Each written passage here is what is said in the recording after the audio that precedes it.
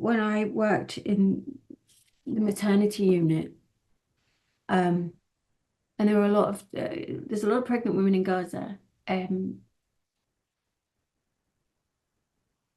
Having a baby is a time of joy. Should be a time of joy. It should be a time of celebration. And I remember every single new mother, whether she'd had other children, it was her first baby, just had this blank look across their face. There was no joy, there was no emotion, there was nothing. And there was this newborn baby there. And, we'd hear the bombs going off all the time. You'd hear, people in pain. And there would be a new mother with this blank look on her face. That, to me, describes everything. Genocide is a new word combining the Greek word genos meaning race or group, with the root of the Latin sidere, meaning to kill. Became interested in genocide because it happened so many times. Power is all against one. Violence is the opposite. The extreme is one against all. This is Not to Forgive, but to Understand, a podcast series discussing genocide studies with experts and those connected to its critical questions. I am Luis Gonzalez Aponte, co-host with Saba Karim. And what we're about is really to try to understand why evil happens, why there are perpetrations in genocidal scenarios and scenarios of mass atrocity. Not to forgive, but to understand. Forgive, but to understand. Not to forgive, but to understand. Today we're joined by Saira Hussain, an anesthetist who has worked in Gaza at Nasser Hospital and Khan Younis through humanitarian deployments with medical aid for Palestinians and IDEALS. In this conversation, we discuss what it means to deliver critical care inside a collapsing health system, including blockade conditions, mass-casualty medicine, famine and forced starvation, and what rebuilding medical education and infrastructure could mean in post-conflict settings. This interview was recorded in September of 2025 during a period of enforced starvation in Gaza and remains relevant today, as UN reporting indicates that over 400 Palestinians have been killed since the October ceasefire, underscoring the continued humanitarian and medical crisis.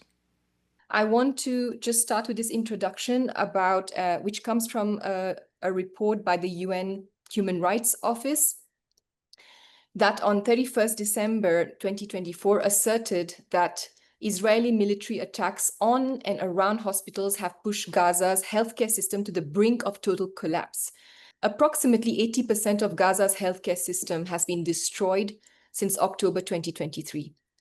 Saira, what moved you as an anesthetist in Australia to travel to Gaza and provide medical aid in such extreme conditions?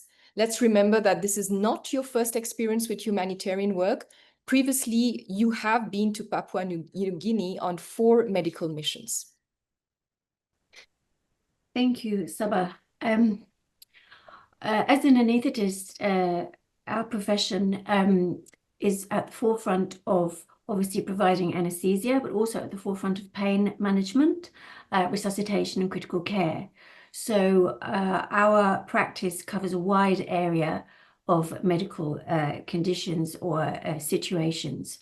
And I remember after the retaliation by Israel after October the 7th, I remember seeing many instances of an overwhelmed, struggling healthcare system managing the casualties of explosions and the intense bombing that occurred after that date.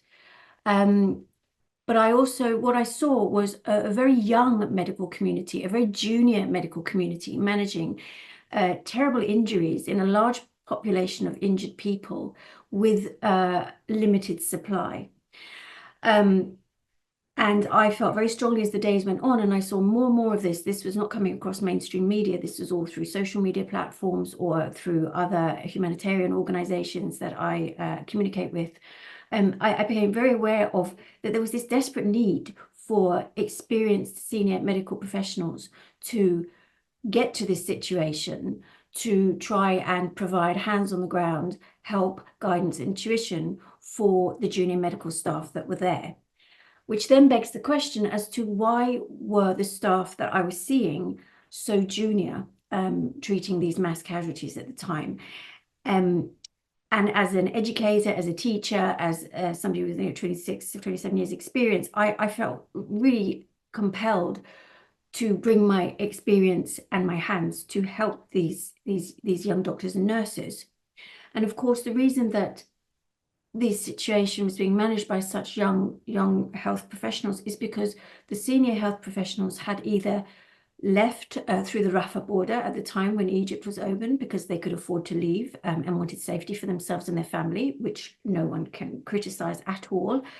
They had either been killed or the abductions had started of senior medical professionals.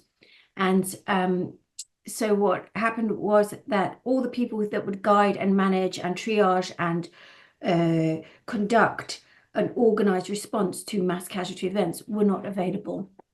And that was then also coupled with the immediate blockade of the movement of supplies from humanitarian organizations, such as UNRWA, such as the WHO medical organizations, which provide a lot of the medical equipment to the hospitals and other clinics, etc., in Gaza. So I began immediately finding out which aid organizations were on the ground and able to assist me to facilitate them.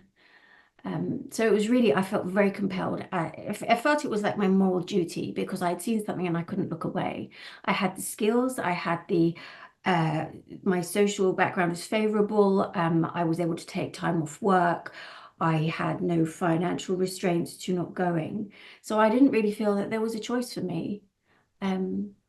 So can you tell us, because you went there at various periods, this is what I gathered from some of the interviews you had, tell us about those different periods you were there and the changes you saw in terms of the patients you spoke to, you interacted with, and the people who were there helping out in the medical care system and otherwise. So the first time I went was in October 2024, and I was part of a team of three, myself, a general surgeon and a vascular surgeon, both from the UK. And we went with the UK NGO Medical Aid for Palestinians. This NGO has been on the ground in Gaza and the West Bank, Palestine, for the last 60, 70 years. So they have a very good they've got have a very high reputation, held in very high esteem, and their main tasks that they do is education, especially in terms of surgical education for the surgeons, also mental health education, as well as providing outreach clinics. And the two surgeons that I accompanied had been in Gaza before this particular conflict. And so they had seen a very different Gaza from the Gaza that we saw when I went in October 2024. They had seen a Gaza where you had an organized healthcare system, although organized in the face of it being a system that was subject to I call medical apartheid. Gaza is very restricted in the types of medical services that it has been able to offer, and that is been imposed by the Israeli occupation. So for example, if you have cancer, you can certainly have a surgery for your cancer, but if you require chemotherapy or radiotherapy or anything else to finish the treatment of your cancer, you have to get a permit. And those permits can take months to get to travel outside of Gaza, to go to Jerusalem or West Bank or Jordan. And those permits are subject to all sorts of red tape and bureaucracy. And if you're a child, you have to obtain a permit for yourself to travel and then for somebody to accompany you. There's also a lack of other sort of specialist medical equipment and personnel, again, imposed by the occupation, which facilitates, for example, travel to Egypt to get medical assistance, again, which requires a permit, which requires money, requires, a whole organization. So, healthcare in Gaza prior to this conflict at the moment was also subject to heavy restrictions. So you already have a population that's on a back foot with regards to health for one reason. And when I spoke to my colleagues that I traveled with in October, they had visited Gaza when, they had the medical schools were still standing, there was medical education, there was nursing education, there was, curricula were running as per normal, there was surgical specialty training throughout all of the branches of medicine. The Gaza that we went to this time was, first of all, a lot of the infrastructure had been destroyed. The places where medical education simulation was held had been destroyed. And a lot of people had been displaced, certainly from the north, moving down from the south upwards to the middle area. And medical education, nursing education had literally gone on hold. Added to that, you had a redistribution of very junior doctors into skill sets that weren't normal to them. For example, you had somebody who was a general practitioner suddenly thrust into the role of a surgeon. And this was done because medical personnel were needed to fill certain roles. But you only had a certain amount of medical personnel left because the senior people or people who had money could leave or had been abducted or had just disappeared or been displaced. So we walked into chaos in October 24. We walked into a place that was running on very low supplies. Availability of supplies wasn't guaranteed. However, there was still some hope and some kind of organization. So we met with the senior officials of the hospital, the Ministry of Health. We were shown around the hospital. We were shown which parts were functioning, which parts weren't functioning.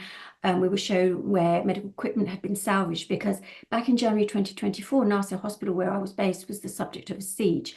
And during that 2 or 3 month siege, they destroyed a lot of the medical equipment, abducted a large number of doctors, some who still remain, their whereabouts are still unknown, abducted a large amount of nursing staff, and also destroyed, for example, the dialysis center. They destroyed the warehouse with all the medical equipment that was brought in by international NGOs. So we came in really with very little knowledge of what we were going to face, but we came into a community within that hospital that was doing its very best to cope with the patients that it was dealing with.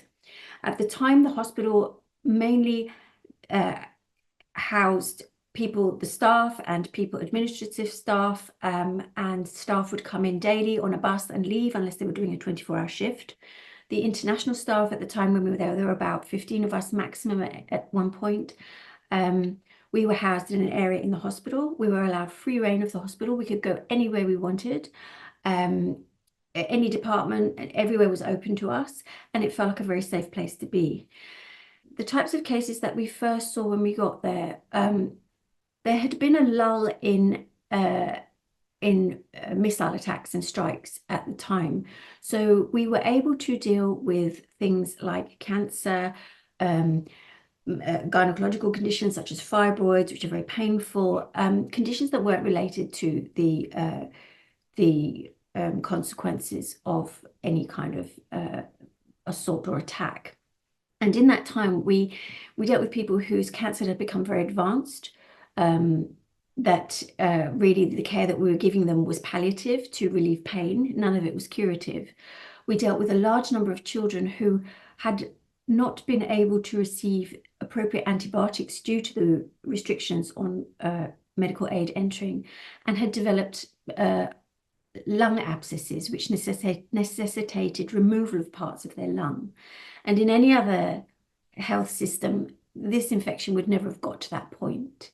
And I'm talking 2-year-olds, 3-year-olds, 4-year-olds. I worked in the maternity unit, and I saw women who were anemic, who were carrying babies. In any other healthcare system, you would receive iron supplementation, you would have blood tests from a very early age, you would receive repeat ultrasound scanning. There was one ultrasound available, and sometimes it was working and sometimes it wasn't. So very often women weren't receiving antenatal care. They weren't able to have any sort of support that their baby was developing properly. And at this time, there wasn't the enforced starvation that we're seeing currently now. And people were still, as we would consider them to be malnourished. After about 6 or 7 days, the military campaign intensified and we started to see mass casualty events. And that's when the hospital system completely broke down, because you would get large numbers of horrendous injuries coming to the hospital all at once. And Nasser Hospital is a very big hospital. It has 3 separate buildings where operations can take place. And when these mass casualty events would occur, usually due to airstrikes, large explosions in areas where there is very little shelter. So, for example, tent encampments. People would need immediate critical life-saving treatment, and this would occur in large numbers. So when you add that into the mix of a healthcare system that is really struggling with fairly junior staff and limited supplies, you have to triage patients in a way that you would never triage patients in your own place of work. For example, in my place of work in the UK or Australia. If we had a situation like that in Australia, the UK, or in the US, there would be a number of disaster plans that would be brought into action. There would be people mobilized from other areas to come and assist with these mass casualty events. This does not happen in the hospitals in Gaza because there aren't the personnel to mobilize. There isn't the equipment to use, even if you can mobilize personnel. There's only so many operating tables. There's only so many surgeons. There's only so many scalpels that you could, and only so many people can do very little with what little that you have. So as a clinician coming from outside into Gaza, into this event, I felt that I was making decisions that I would never, ever make in my usual area of practice. But I had no choice. I would, do things within my area of practice that I would never consider doing at home if I was at work in my usual area of work. But it was a case of whether I do it and accept that this is below what I would use, below the level of practice that I believe is appropriate for me, or I don't do anything at all. And that's a really hard decision to make as a clinician when your tenet is first do no harm. And there's a real risk that some of the things that we do or couldn't do or did do or didn't do to the standard that we would expect may have caused harm. But we were put in that decision where to do nothing wasn't really an option.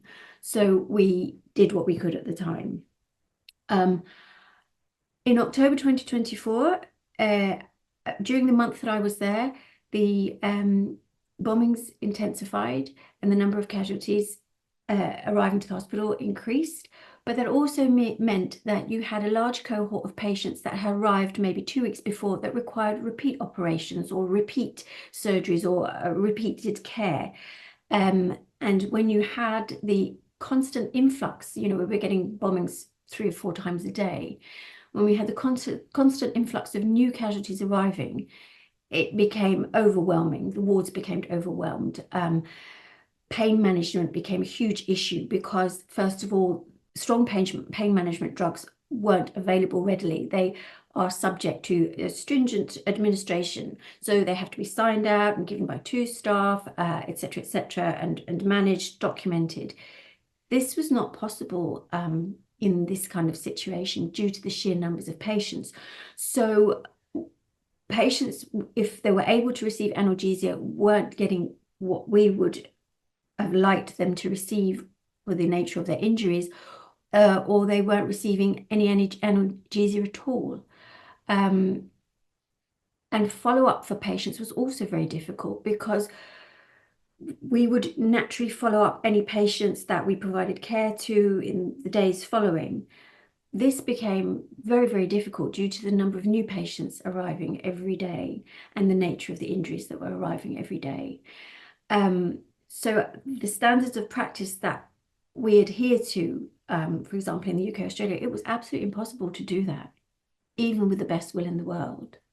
I would love to be able to understand or have an example of how you had to make those choices that were below par in those kinds of situations where obviously because of the lack of equipment, because of the lack of facilities around you, it was impossible to maintain the same standards you would in a normal situation. So could you take us through actual examples of what you experienced? So I'll fast forward to July 2025, when I was recently in Gaza with, again, a British NGO called IDEALS, whose main remit is burns, plastics, and reconstructive surgery. So I went, at this time, my team was myself, a burns and plastics surgeon, and an orthopedic surgeon, one from the UK and one from Canada. We were sent as a specialized care team to address the huge numbers of burns, injuries, amputation injuries, wound infections. By this time, you can imagine the number of this cohort of patients was absolutely huge. During my time there in July, there were a number of missile strikes which resulted in people sustaining major burns. One such example was a family, a husband and wife. The wife sustained 40% total body surface area burns. Now, that type of injury has a very high risk of death, even with treatment in a specialist burns unit. There is no specialist burns unit in Nasser Hospital. There is no specialist burns unit operational in Gaza right now.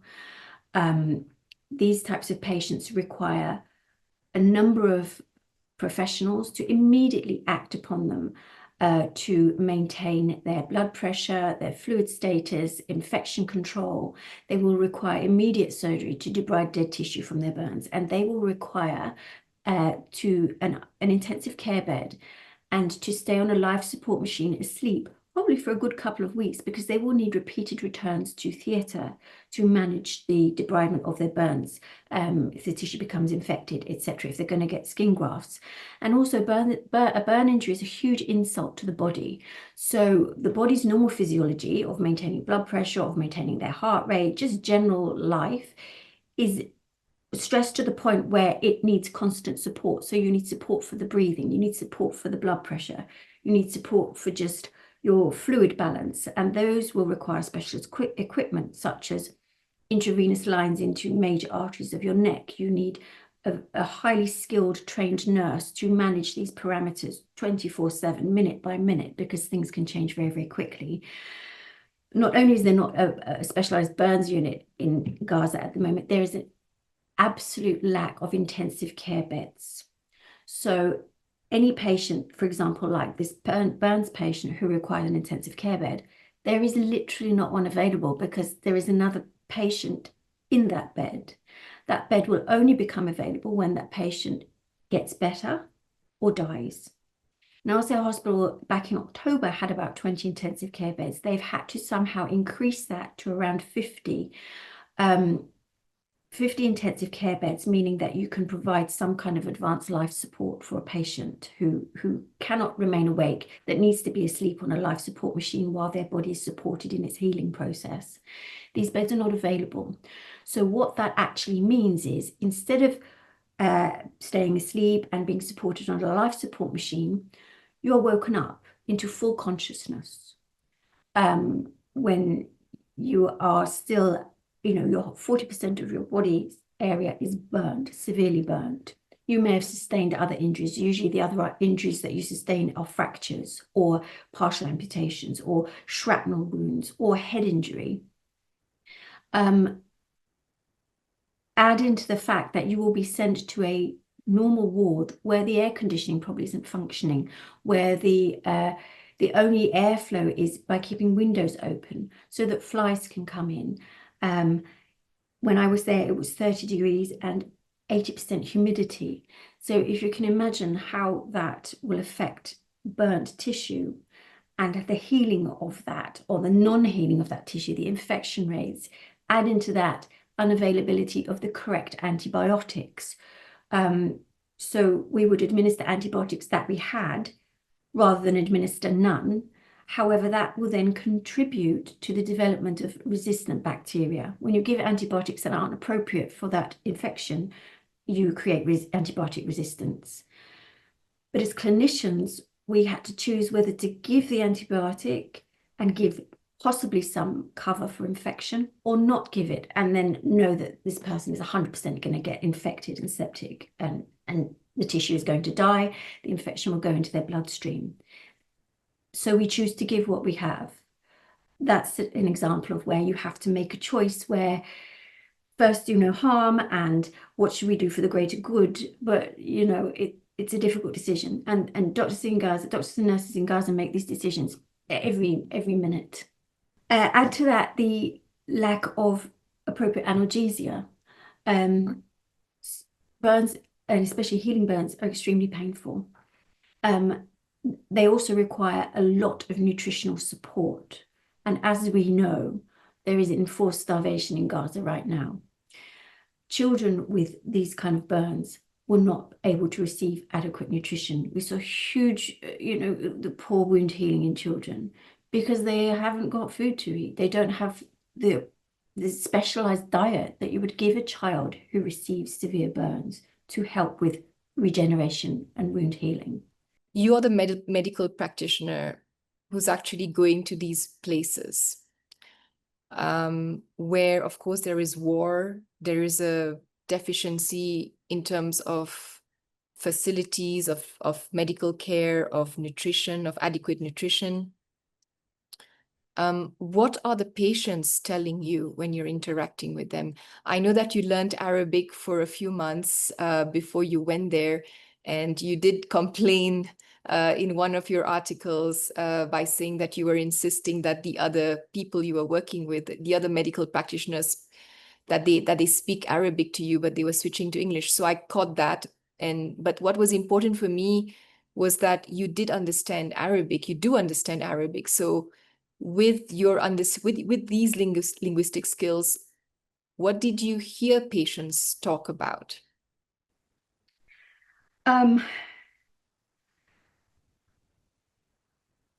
Patients generally were very accepting of the fate that had been given to them. They were in a medical facility, they were being provided with the care that was possible. They know that there is a blockade of supplies, there's a blockade of personnel. Everybody was very grateful for any care that was given to them. We would often take food for people. If we had powdered milk, we would give it to the caretaker of a child. I say caretaker because the person looking after the child might not be the mother or the father or even a relative, because very often when there was a missile strike, the whole family would be injured. Some of them would have died. We often looked after children multiple times. We never saw an adult with them. We often saw children with younger adults. It might have been a cousin or a removed relative that had come from another part of Gaza to take care of very, very young children. And certainly in July, people were generally exhausted. There was, if there was any talk, it was usually about the availability of flour or, what's going to happen next. It very much in July was a day-to-day life for everybody in Gaza, patients, staff, everybody. Because the situation was literally changing hour by hour, and I imagine it's exactly the same now, if not worse. You also mentioned something that may seem to be unrelated, but it is, I think, very closely related to our conversation today, the mass graves. Tell us about the mass graves that you discovered around the hospital. So again, I'll go back to January 2024 when Nasser Hospital was besieged by the Israeli military, and they stormed the hospital and abducted a large number of staff, killed a large number of staff and patients. The hospital was taken out of action until around, I think, April, May of 2024, when the WHO and Medical Aid for Palestinians went back into the hospital and started to clear it up and start to get it ready to function again. And where we stay as international doctors is on the the fourth floor of the hospital, the floor very close to where the recent bombing happened, where the journalists were killed. that houses the theatre complex, the intensive care complex, and also the bunk rooms where the international doctors stay. We have a balcony, and that balcony overlooked what used to be a garden, I believe, and now is just a site of just flattened sand. And when the WHO and MAP went back in to get the hospital back up and running, they found that that area actually contained around 250, 300 bodies. And essentially was a mass grave where people with IV drips running were found bulldozed into the sand. So that was an area where people in tents were living and being treated. And during that siege, at some point, they had been attacked by military tanks, and there were around 250, 300 bodies. Or obviously in receiving medical treatment, having, external fixation on their legs or IV cannulas, etc. Yeah.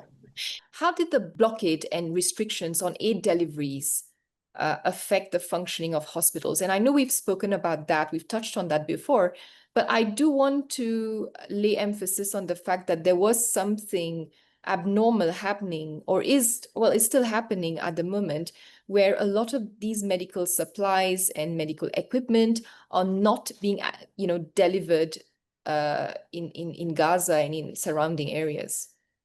I'll try and frame it in a way as if it were a hospital stay, for example, in the UK or Australia or US. When you are a patient in a hospital, you usually are given breakfast, lunch, and dinner, or any supplemental nutrition. In hospitals in Gaza, food was being supplied up until about May, June, once a day for patients and staff by, I believe, either World Food Programme or World Central Kitchen. We received the same food, and that food would be rice, basic rice, and there might be a scattering of 1 or 2 chickpeas throughout it. And there was a hospital kitchen on site, and we didn't receive any bread because there was no flour. So we would receive a small package of rice.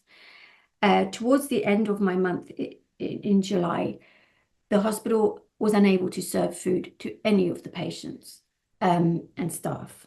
We were actually told to bring all of our food for 1 month. So all the delegations were bringing, the medical delegations were bringing their own food in their luggage.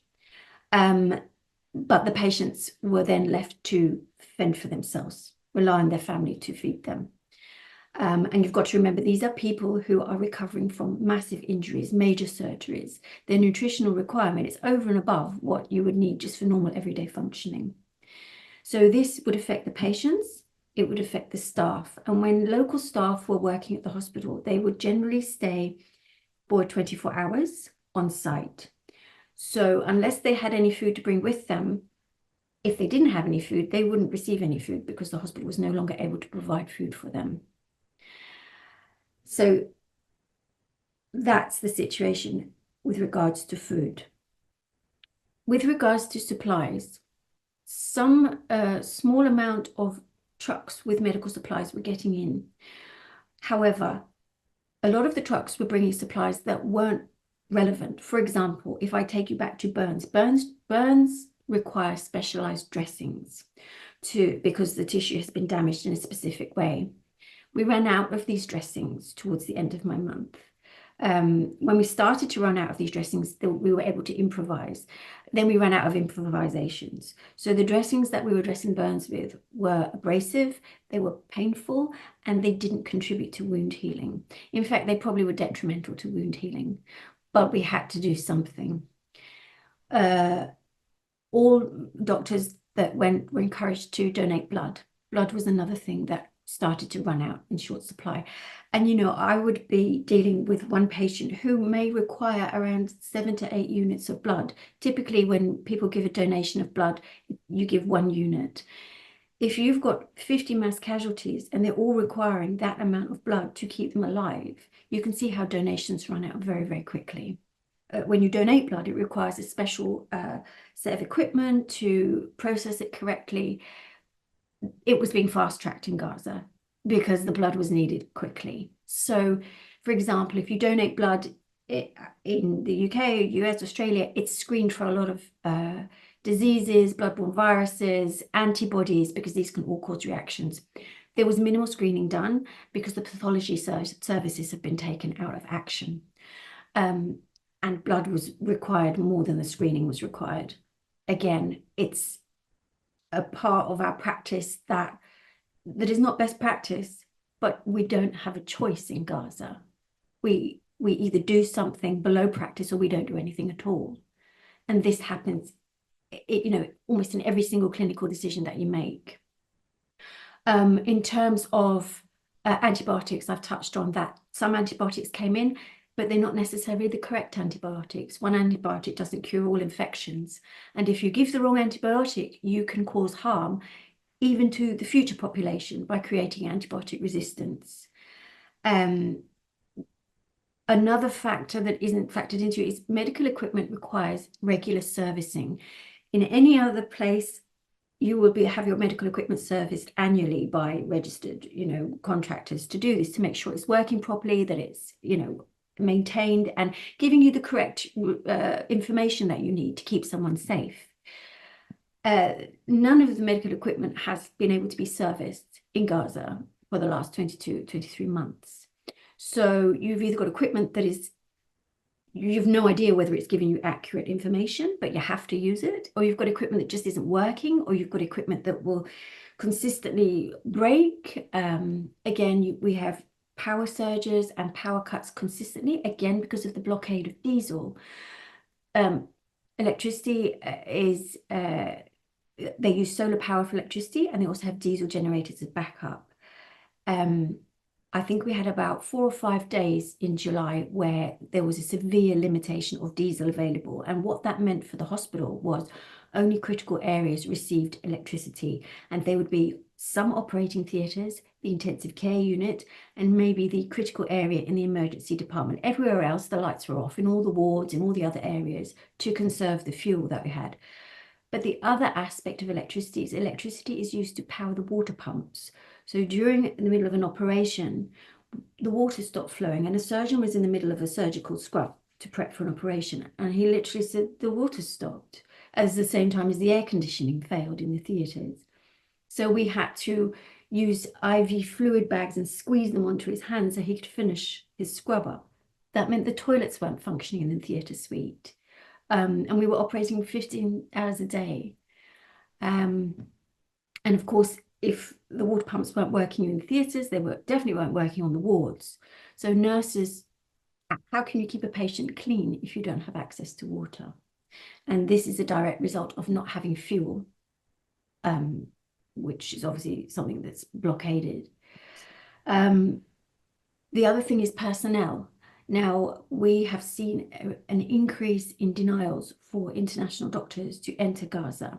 Everything is controlled by Kogat, which is essentially the part of the Israeli military, and they vet every single person that comes in and goes out of Gaza. So as medical personnel, we have to give our details way ahead of time to get pre-approval for entry to Gaza. You can't just walk in and say, hello, I'm a doctor, I'm coming to help.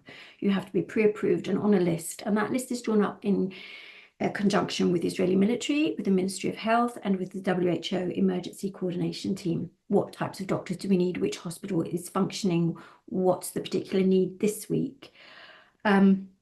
Even then, you don't know if you're actually going to enter until the night before, where you have the final approval. And denials have been up to 50%, 50, sometimes 75%. So delegations, one out of 3 may be allowed to go in.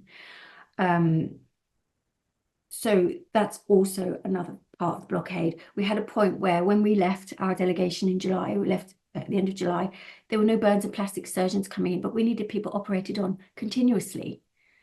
But there were no surgeons coming in to do that. So, we were absolutely terrified for the fate of our patients, especially those with huge horrific injuries that needed repeated operations, because there wasn't the personnel to do that for some time. So those people were essentially left to their own fate. And we know a number of people have died that we would not have died had they received the appropriate treatment. We had the appropriate supplies and personnel. I do know that you mentioned there were 3 types of the main cases that you were presented with. First, injuries related to explosives, injuries related to gunshot wounds, and then you spoke about also the third one being road traffic related injuries and accidents. Now, of course, we've covered plentifully the issues you had within that environment. You worked at the hospital, at Nasser Hospital. But my question now is oriented towards famine, specifically starvation, forced starvation. Now, there are many denialist accounts that claim that Gazans and people within that environment are being supplied food by the Israeli forces. So I do want you to tell us more about what you witnessed regarding famine/forced starvation, specifically in that context.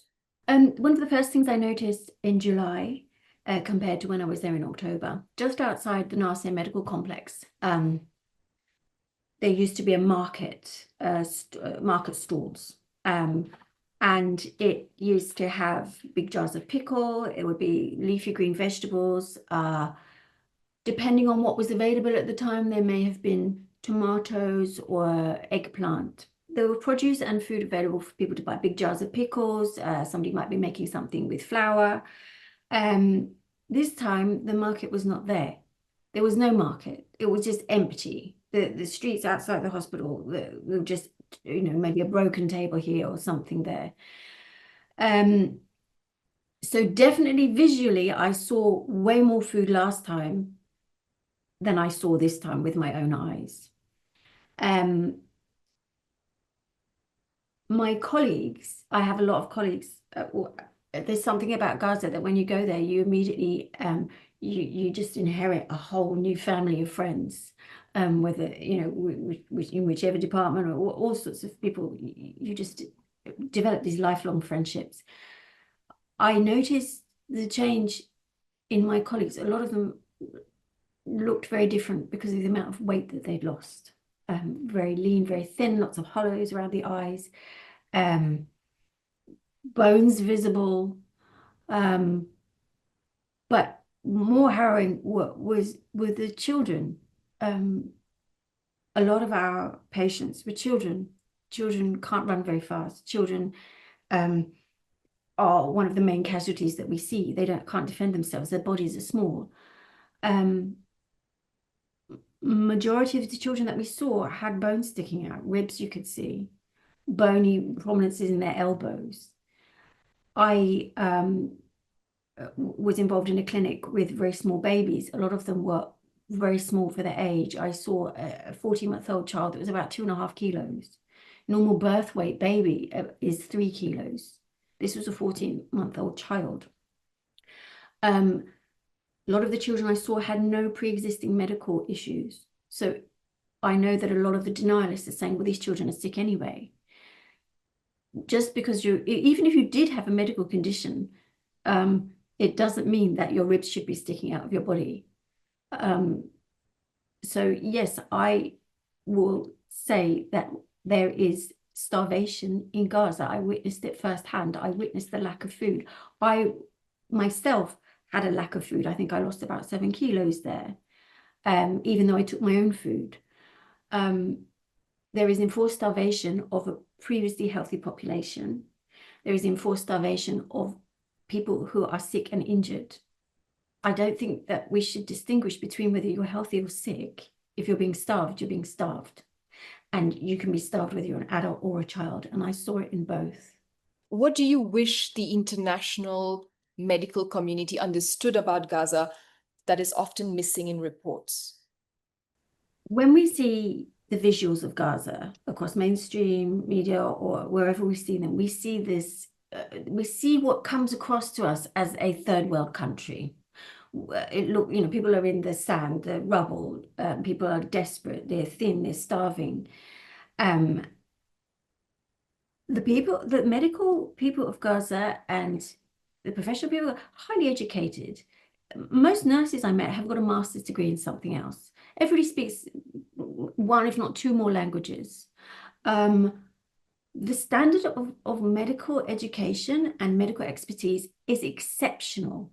I got sick the first time I was there in October, and I received exceptional quality care that they were able to give me with the resources that they had. They are up to date, ahead of the game, exceptionally interested in research and furthering their own education, even during a genocide. You know, I'm part of a number of groups where I'm trying to further education within my field. I, have just applied to the Palestinian Medical Council. I want to help with assisting the curriculum when I think it's back online, because there's such a thirst for knowledge. These people are incredibly intelligent, resilient, innovative. And this is across all sectors. You know, if something happened, for example, to the telecommunication system, within 24 hours, you had the most senior people working on it and telecommunications was back up and running. If there was, any kind of civil infrastructure issue, there were people working on it within, as soon as possible. And as we know, as we saw, a lot of the heads of these civil infrastructure organizations have been killed or have left the country. But there's this thirst to keep going and to keep building. There certainly was this thirst, but I think that when you deny a population, when you dehumanize the population to the extent that the people of Gaza have been dehumanized, there comes a point where you actually are too tired and you don't have the energy to do that anymore. And this is the point that I think that we are reaching now. I had a question, if I could go ahead and pick up on the point regarding the medical professionals that are in Gaza today. Now, in genocide and transitional justice studies, we often ask what rebuilding looks like in a post-conflict society. For medical professionals in Gaza, what kinds of questions will they be forced to ask in a post-conflict setting, whether that's about rebuilding hospitals, training staff, or dealing with trauma at such a scale? One of the first things that you mentioned here today was the medical community that was there whenever you first arrived. It was young. And what kind of issues, what problems will they be facing when there is a ceasefire that is prolonged or that the conflict comes to a close? What are the biggest issues that that generation of medical professionals in Gaza will have to face? So interestingly enough, medical education is continuing throughout all parts of healthcare, medical nursing, allied health professionals. It's continuing on some level.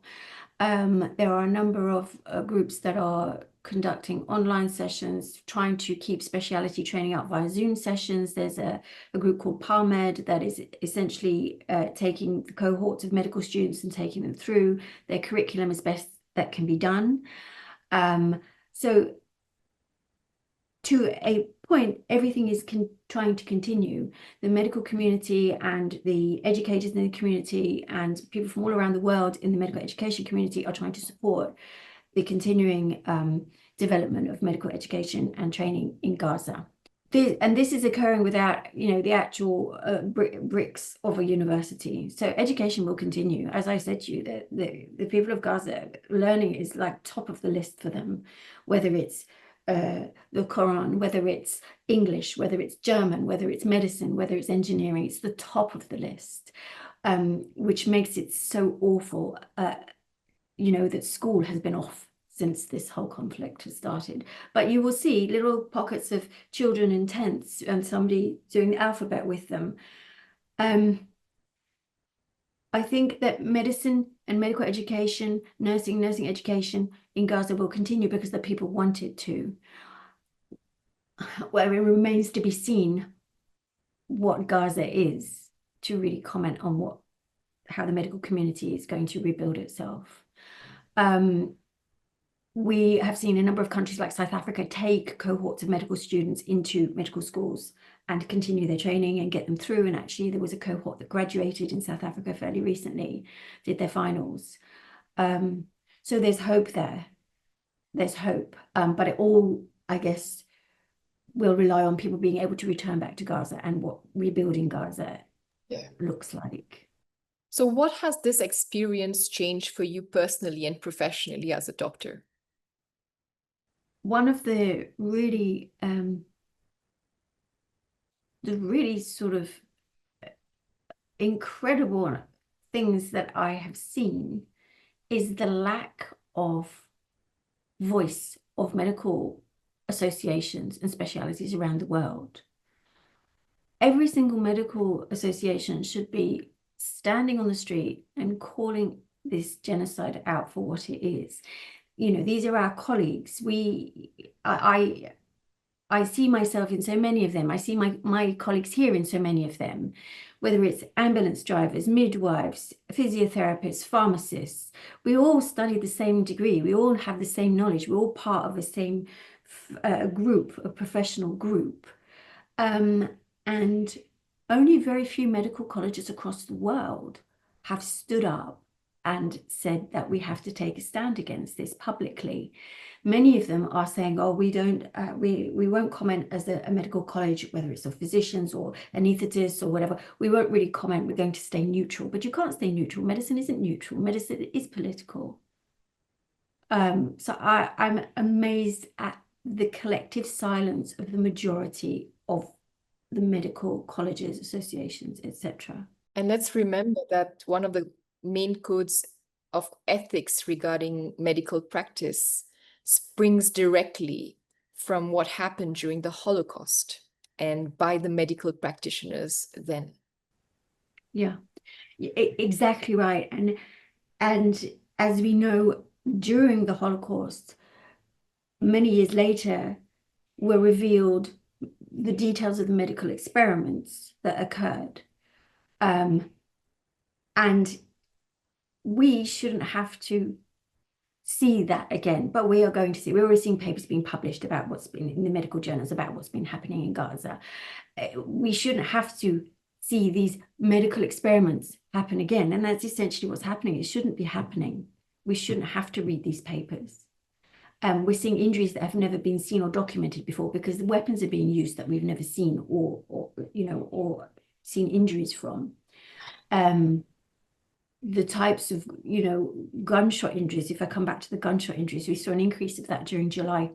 And the majority of these gunshot injuries were mass casualty events and they were happening at aid sites.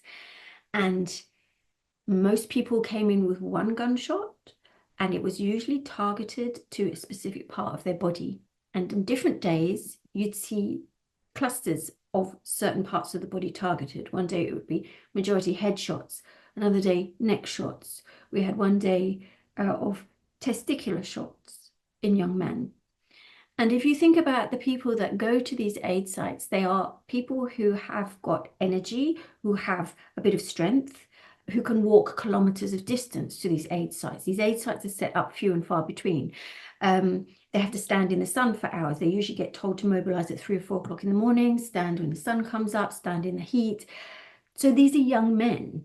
These aren't elderly people. I saw people coming in from mass casualty shootings from about the age of about 10 through to elderly. The majority were men from the gunshot sites. There was one day that was designated Women's Day, where women were encouraged to go to the sites. I believe this was a GHF site. And I think we definitely know that one lady was killed.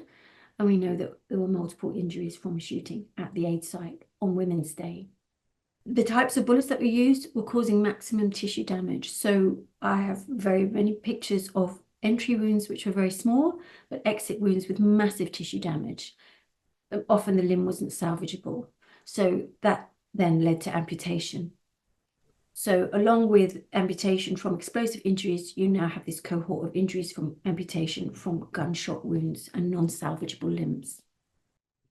I think what you said earlier struck me very deeply when you said that all of you are facing very new situations because the weapons that are being used are also very different from what's been documented before.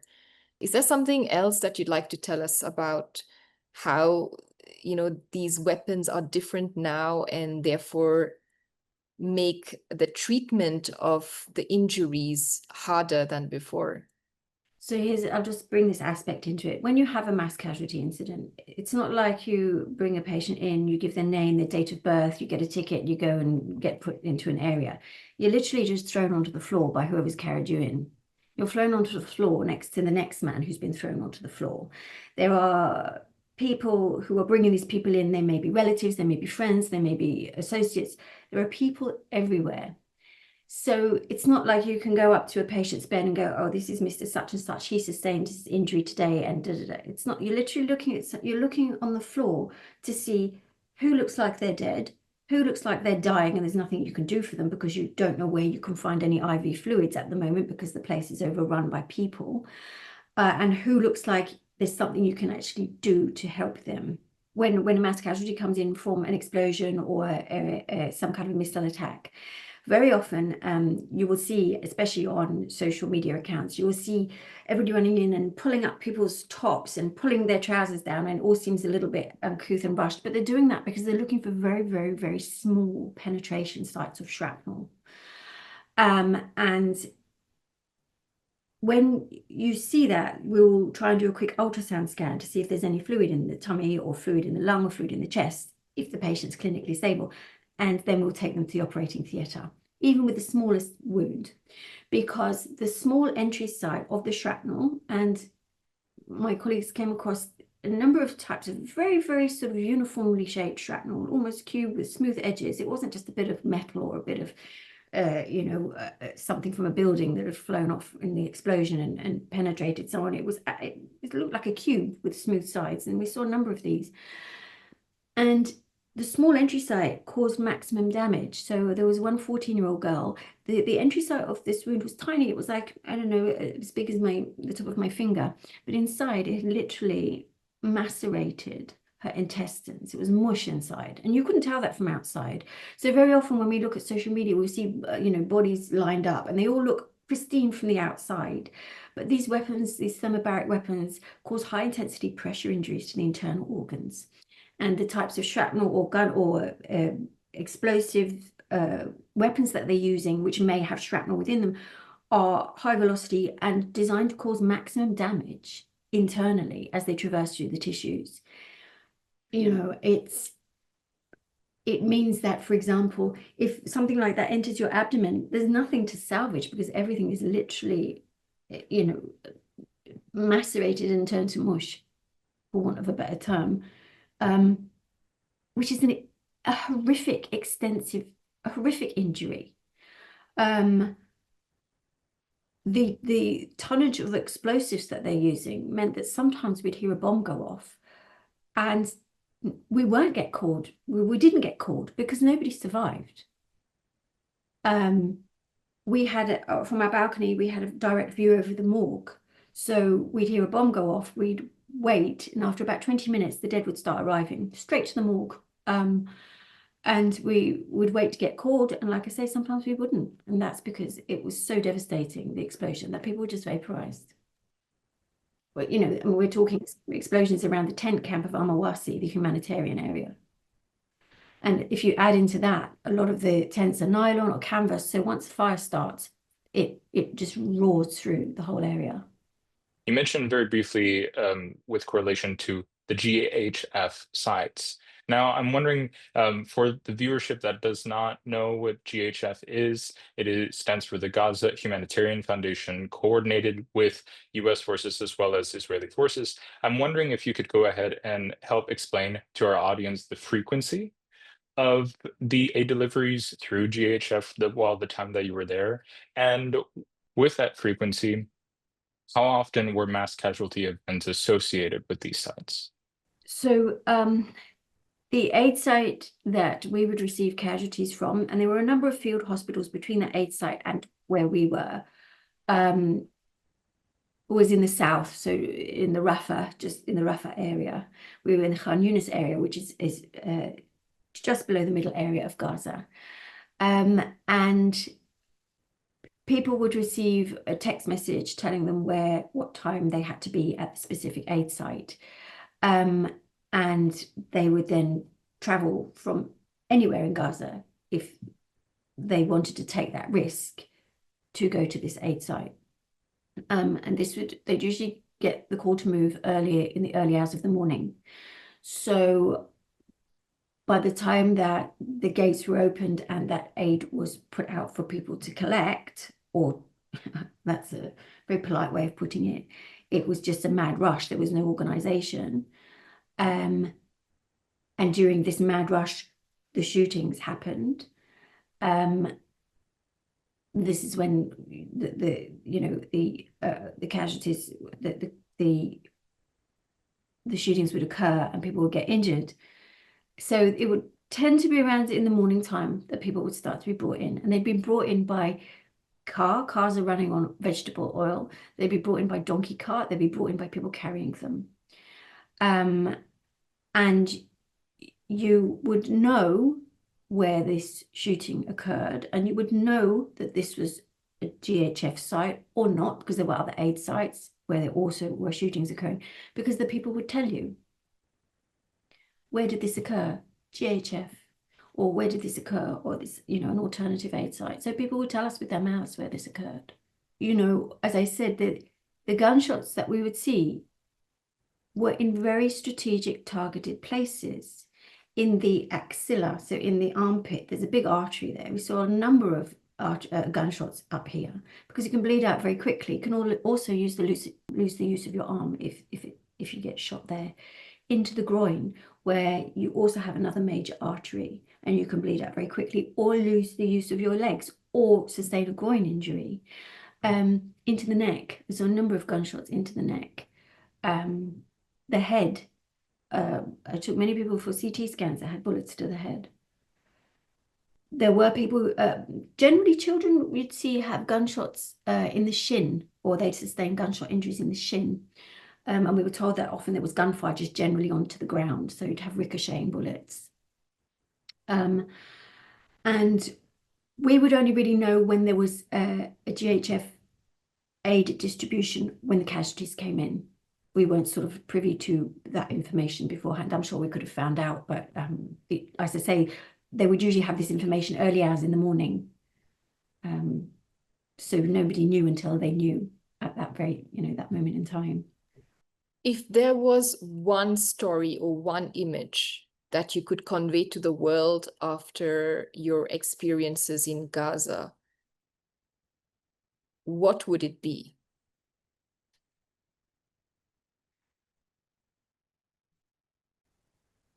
I just have to think about that one for a minute.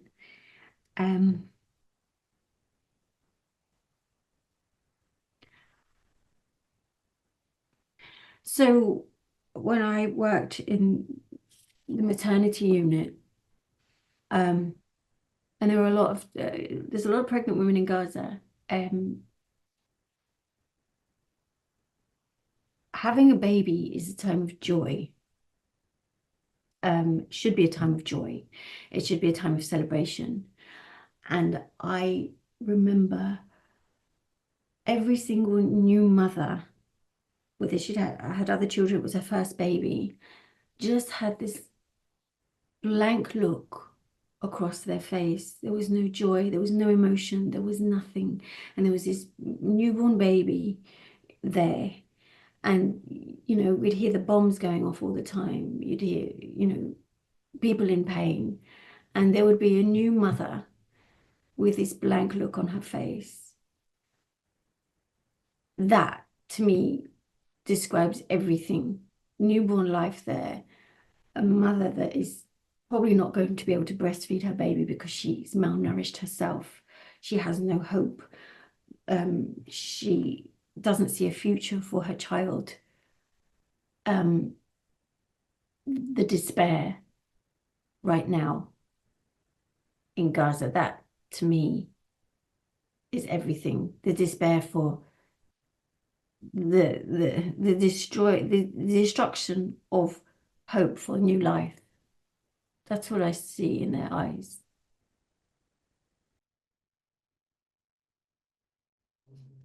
Saira Hussain, thank you so much for speaking to us. And I wish you the very best. I hope that there will be other volunteers in the near future who will do the good work that you've done for Gazans. Thank you. I hope that we move on to a state where we can help repair, rebuild, rehabilitate, give reparations to the people of Gaza. This has been Not to Forgive, But to Understand, with our guest, Saira Hussain. For our listeners, don't forget to like, subscribe, and stay tuned for more discussions.